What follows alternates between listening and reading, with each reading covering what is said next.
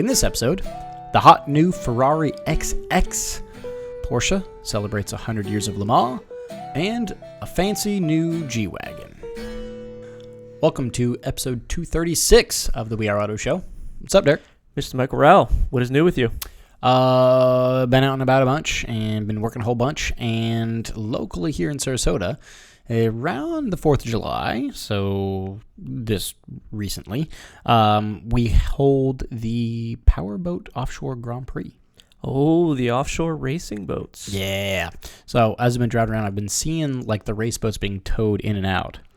They are sick. Are they on the angle trailer? They have to be, yeah. Because they're too wide to fit in a lane. Right. And I actually saw like how they launch them in the water. It's not like a traditional boat launch. It's a crane. Yeah, I was about to ask that question. They don't get like backed into the boat launch. They get literally craned up and over.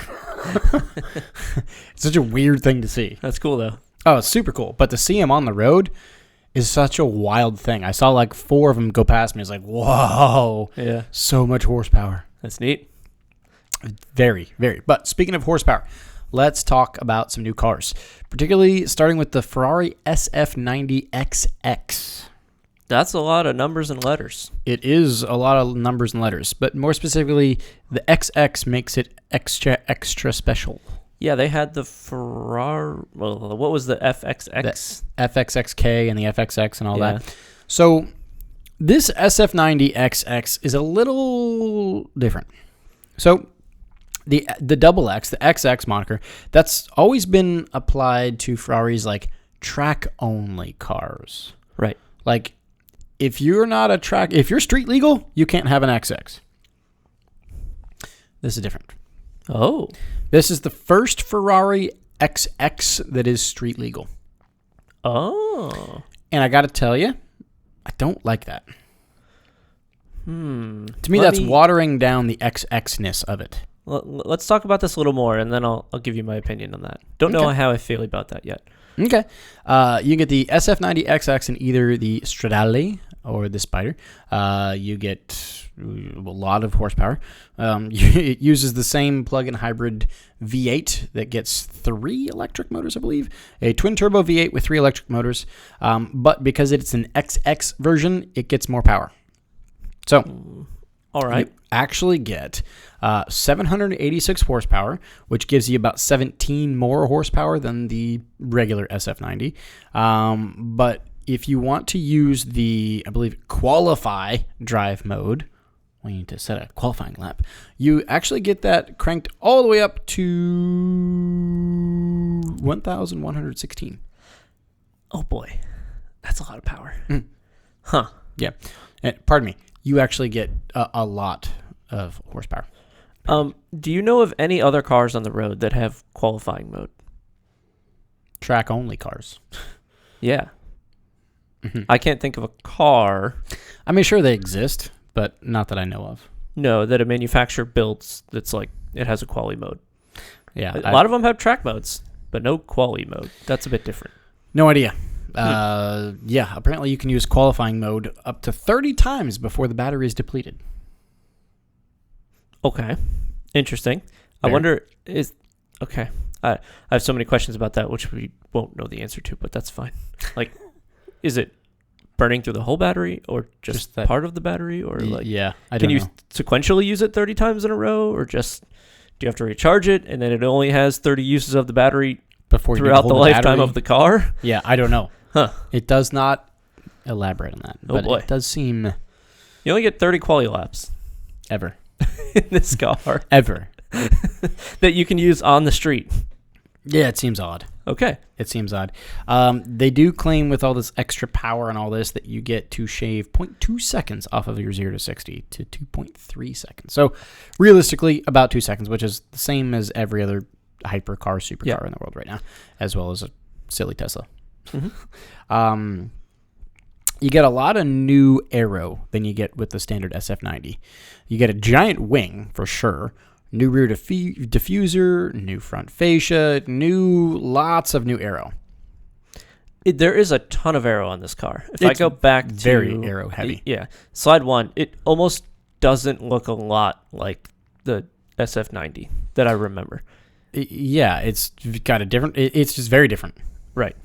And I had to say, because that new little miniature front diffuser in the middle of the front splitter is a different color, it looks like it's sticking its tongue out. I can see that. I'm assuming that the air flows back to where the same color is. Okay. But it still looks like it's going... Yes. Yes, it does. Huh. This is an interesting car. I'm all about Ferrari engineering the crap out of race cars and like doing what they do best, right? That's what Ferrari is known to do. Yep. That's what they should do. Why are they bringing this to a street car? That's what I don't know. And that's what I don't like. The XX needs to be track only. Stop. They should not water this down for street legal use. Oh, I don't know if they are watering it down or not. They have to be to a certain extent because there are things you can only do on a racetrack designing a car. Correct. But it feels, I wonder if this is a situation of finances, if this is no one is buying any more track-specific Ferraris, which I really find hard to believe. Well, it's not like they make a lot. I know, and I imagine the demand is there. There are plenty of people that are in Ferrari Challenge and want the craziest, newest Ferrari that they can go bring around on the racetrack. Yep. So I don't understand why they deviated from this. I also don't understand why they're making a Spider version of a track-only car, or what should have been a track-only car, but is street legal. Yeah, that's also very silly. Like, if you're making it an XX, it needs to be a race car. It needs to be coupe. It needs to be track-only. This looks very much like they took the Spider, just the normal Stradale, and then put on, what's that crazy aero kit that people put on? Liberty Walk? Yes. They put that on the car and then like did some more performance modifications. That honestly is what this looks like. I see what you're looking at there. Yeah. It's neat.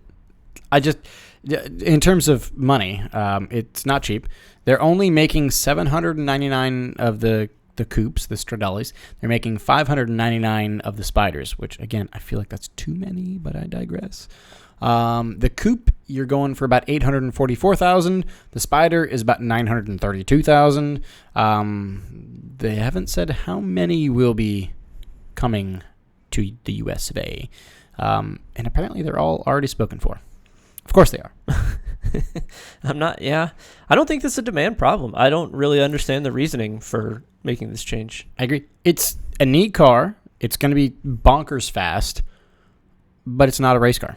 It could be that everyone that bought the track-only ones were like, I want to be able to take this to dinner with my wife.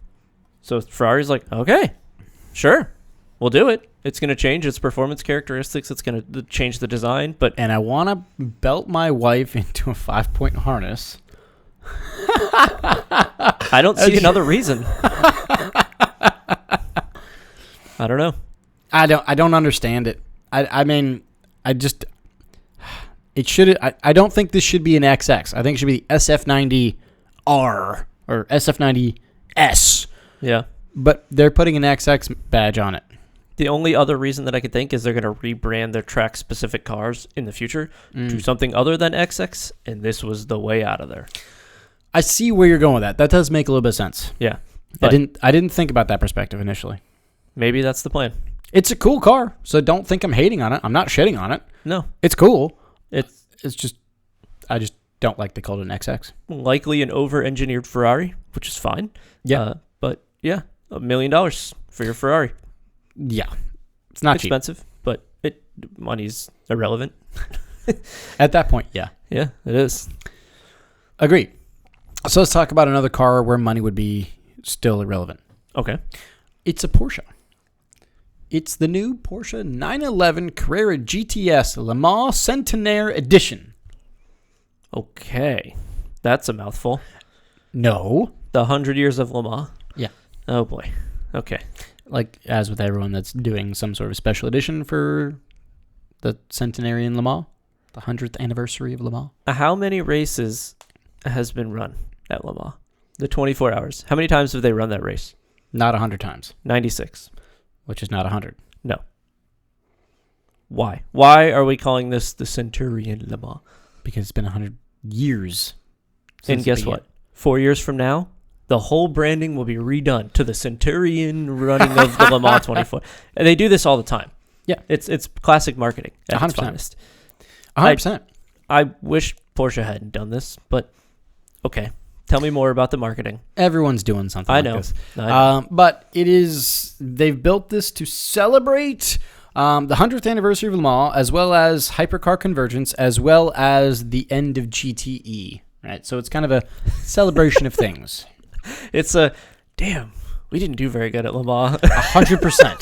It is a damn. Can we get something out of Le Mans this year? Because this sucked ass. It's exactly because it would have been, we are doing this for our Le Mans win of the 100th anniversary, and it would have had like checkered flags or something bespoke in there. And now it's like, oh shit. Yeah, we brought 4 cars and we kind of screwed that all up. Yeah. It didn't go well. It didn't go well. No. But it is a limited production model.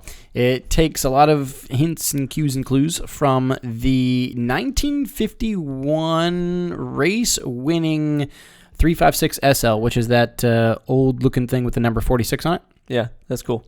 And then it also takes some hints and cues and clues from the 911 GT1, which is that number 26. I always loved that car.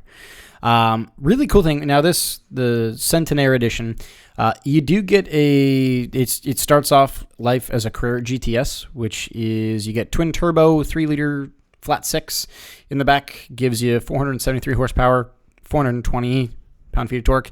You get it either in 8-speed PDK or 7-speed manual. It does wear that number 46, that roundel, to show honor to that 1951 winning 356 SL. Because that's the number it wore back in the day. Okay. And then inside, you get a really, really cool interior, which I'm super stoked about. I love the interior. The interior is blue. What? Yeah. Oh, it's like a really light blue? Well, really dark blue. Or yeah. It's corduroy. Okay. If you look at the inside of the seats, like the inside of the bucket seats, look in the top of the corner of the picture. Yeah. See how they're corduroy? Yeah. That's cool. That's really cool. You do get a lot of Le Mans little hints in there. You get the track outline, you get the track map, so start with that, and you get the date range, which will be updated again in a few years. You get the 24H embossed into the headrest. You get red seat belts, which are supposed to come from the GT1. You get apparently some sort of other things that come from the GT1, like some sort of outer ring finished in Le Mans silver metallic on its Orem wheels. So if you look at the wheels, it's a gold wheel with a silver lip. Oh, I do see the silver. It's really cool. I didn't see that initially. Yeah, it's really neat. I do like that, the Orem with the silver. That is cool. Honestly, it's a neat car. Yeah. It's also never will we be able to see it. Oh. Because it will only be in France. Okay. It makes sense. Yeah. Okay. Allegedly, they're going to make 72 of them. Okay. Allegedly, you know the price? It's irrelevant. They made 72 of them. Allegedly, $59,000. Extra? US. Okay. So $59,000 on top of the normal car? No, it's like $60,000 on top of the normal car. Oh boy. Okay. 60 or 70. Yeah. So how much would that normally be if you added the price of the car? Like 180. Okay, so it's under $200,000. All right. They'll sell them, no problem, especially in France. Yeah, for sure. If they were bringing these to the U.S., it'd be sold, but not bulk. You couldn't sell a lot of these. You could sell 72 of them. Yeah. No problem. But if you made like 5,000 of them, no. Not a chance. No. Not a chance. No. It's really cool, though. I like the look of it. Yeah. This is the Porsche that shows up to the Cars and Coffee that you and your dad are like, oh my God. And I'm like, all right, Porsche does this stuff. They have a million of these. I just love how classic 911 it looks. It does look, yeah. It looks very proper 911. I like that they didn't change the ton. And they do a good job when they make the small subtle changes to the interior in a different color and a different belt color. That's fine. That's perfect. You're not changing the characteristics of the car. You're just making it slightly unique. Totally agree. Yep. So yeah, that's the new Porsche 911 Carrera GTS Le Mans Centenaire Edition. And in 4 years from now, we'll get another one. Probably, yep. Great. What will they call it? I don't know. It depends on what marketing wants to do, to be honest. It's all about the marketing teams. Oh, it's 100% all about the marketing teams. Yes. What they deem necessary. Right. So let's talk about another vehicle where money's relevant. This is a very wealthy episode. So if you are wealthy and you need a wealth consultant for your cars, call me. I'll help you out here. The next one's going to be a Mercedes-AMG G63, but it's the Grand Edition. The Grand Edition. Yes. Okay. It's very grand. Oh, boy. It's so grand, it's going to be expensive. There's not a lot of specs out about it, but I want to just talk about this car in terms of, like, what options do you have if you're in the market for a super luxury SUV? A super luxury SUV. But yeah, right? Not like a Cadillac Escalade, because who cares, right? But this thing is coming out. It's a fancy version of the G63. It'll have matte black paint with gold accents. It looks striking. It looks great. Yeah. It's going to be limited to 1,000 of them worldwide. Not sure if we're getting them here in the U.S. or not, but I'm sure we will. In my opinion, I think we will. It is roughly $250,000. So you're spending $250,000. What ultra luxury SUV are you going to buy? Could you not go Bentley? Right? Probably. I'm going to look this up. Hold on. What's their SUV right now? The Bentayga. Yeah, the Bentayga. Let's see. BMW, they don't have anything Not that's like really. super luxury. Audi doesn't have any super luxury. Not super luxury. Aston Martin? Yeah, they've got the DBX. Right. Let's see. Rolls-Royce Cullinan. Yep. Okay. So you're in the market for an ultra luxury SUV. You have the Aston DBX. That starts at about $200,000. Okay. Then you've got the Bentley Bentayga. That starts about $260,000. So similar. And then the Rolls-Royce Cullinan, that starts at $350,000. These are kind of two different cars, though. I don't know. A G-Class Mercedes and a Cullinan are like, they're kind of far apart. Are they, though? Sure, they're both luxury, but there's like a certain big swagger. And boxy. I guess there's a certain swagger about both of them. Mm-hmm. Okay. Maybe it's not that far apart. So, how much is this one? This was $200? $250-ish. So it fits right in with the rest of them in that case, right? Yeah. Let me see. A Lamborghini Urus, $235,000. Okay. We don't know about the specs specifically, right? Do we know if there's any performance changes in this? From what I understand, not much, if anything. It's pretty much just gold and black. Yeah. It looks cool. How much could you buy one of these for without the gold and black accents, and then pay someone to paint some gold and black accents or get some new rims? Because there doesn't look like a lot that's different. I'm sure there's some interior trickery, but in the press release, there's like 3 photos. So the G63 MSRP is around $180,000. Now, you're going to be hard pressed to actually pay that because everyone's paying over for them, but $180,000 is MSRP. So in theory, you have $70,000 to play with. In theory. $70,000 worth of rims and a paint job? I'm with you. It's cool. Where do you think we'll buy it the most?